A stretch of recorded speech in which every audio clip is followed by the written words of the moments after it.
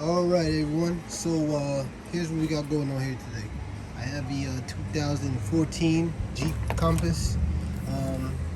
Got a trouble code P0335 crank position sensor. So, long story short, the customer was stating that as they drive the vehicle, it cuts off on them. I duplicated it myself. So, with that being said, I went and did a little research on it, and the crank sensor itself is what's the common fault for that code. So what we're gonna do, we're gonna remove a lot of this air blocks. We're gonna remove this air box cleaner and this snorkel, and try to get everything from this side. This is where the transmission is located. Engine is on this side. But we have to come around this way because the crank sensor lives at the bottom down there, and it'll have a little bit more access. So I'm gonna set everything up so we can get started on this.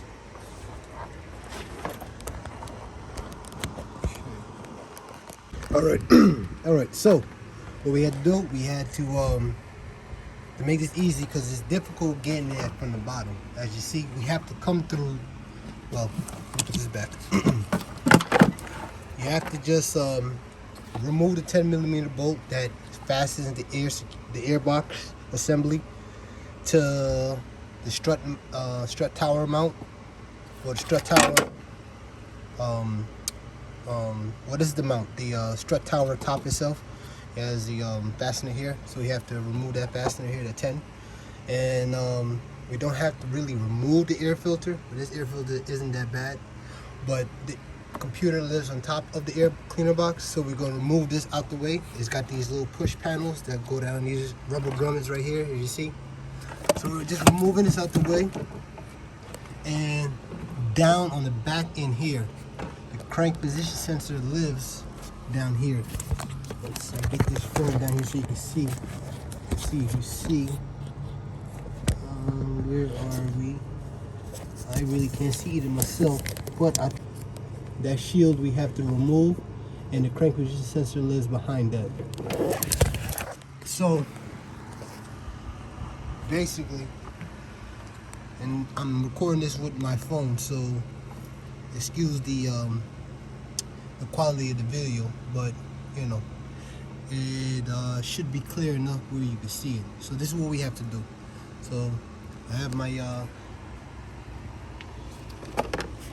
my Milwaukee 3/8 impact driver with my 10mm socket on it, so I can, it's the extended one, so hopefully I can get in there and remove it with no problems. So this is what's going on. Alright, so sorry about that, but alright, so this shield has to come off here. This shield is a heat shield, and they have it around, they have adjacent around the well, covering the sensor. This is to keep the I guess the heat from you know, damaging the harness or the wire. So that has to come off. There's two 10s and a 13, so it's 113 at the bottom and there's two 10s. So I just removed it just to get extra access. When you're removing it, this upstream oxygen sensor, or AF sensor, I'm not sure what you use, but it's probably an AF sensor. This is the electrical connector, so you're gonna just disconnect that by squeezing in this tab. Right here on the oxygen sensor, or on the AF sensor, you remove that from it, and then to remove this harness from it, you have like little folding clips you just gotta pull off. Once they come off, then you'll be able to have access to the sensor. So now let me show it down here. Use that, and you should be able to see it.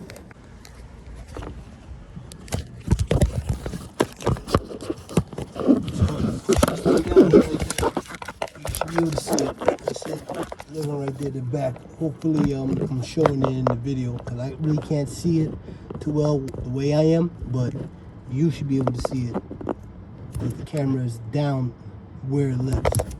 So now we just got to remove the 10 bolt and pull that sensor out, or disconnect the harness, disconnect the connector, remove the 10 and pull it out. All right, cool. So here we go. That's the sensor right here. This is the crank position sensor, and again, this lives at the bottom body crank, well, at the bottom, near the crank galley, the oil pan galley, really. It goes through the side of the block and has a 10 bolt on the side of it that holds it in. This is the electrical connector. You got this tang here. You have to peel back. Let me show you real quick. You will get a flat head screwdriver. You put it in between this little orange piece, and you want to just pull that back. Press on the electrical tab connected here. Will be showing clear in the video. Press on that, pull it out, and that's it. It's a 3-wire sensor. So this is a Hall effect sensor. All right, you got a power, a ground, and a 5-volt reference. I'm not sure whether this is a pull up or pull down sensor. But with that being said, these sensors are very common for them to fail. To check it electrically, you would have to get a wiring schematic and back probe each one of these wires just to confirm that each wire has what it needs. I'm under the impression, yes, that everything is there. I'm doing a replacement of that sensor. Now, the sensor I got was the original sensor, original OEM, a Mopar sensor. I didn't go with an aftermarket one, just of ease of mind, because I don't want to go through a situation putting it in the aftermarket one and then it fails and I have to do the same thing all over again. I'd rather put what I took out, put right back in. Now, another thing too, when I took it out, this 10mm bolt fell on the floor. So if you don't be mindful when you take out the screw, because I had to take down the bottom pan that covers the engine, and those are the fasteners right there, as you see. All right, and I had to take that down because with that there, there was no way to really get under there and grab the bolt. So when it came down, I was able to get the bolt. And this is the sensor here. Where is it? I just had the sensor. Where did I put the sensor? And I'll be right back with the sensor.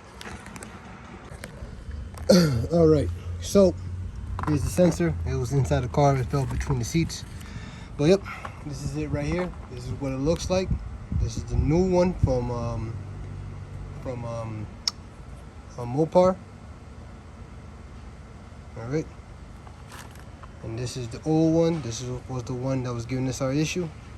Now, a lot of times what happens with these sensors, with them being inside of the crank, they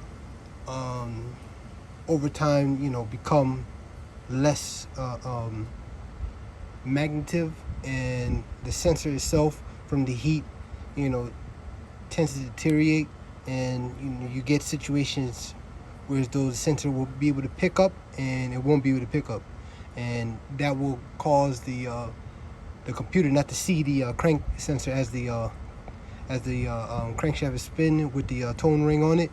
And once that signal is lost, then you'll have situations where the engine will stall out and be able to start it back up due to the sensor itself cooling down or being able to reconnect. But long story short, we'll replace it with the original one, and if you need the part number, that's the part number there for the original one. So everything is the same thing in reverse order, and from there I'll give you how it drives after that. Alright, so here's going to be the startup of the vehicle. Got the key in the on position. You see all the lights is on. Crank it, starts right up. It sounds good and it's running good. We'll go to the bottom. Drop it back up the cover, and we should be good to go. We'll test drive it, set the light, and go from there with it. So that's basically how you replace a crank position sensor on a 2014 Jeep Compass. Hope you guys enjoy it.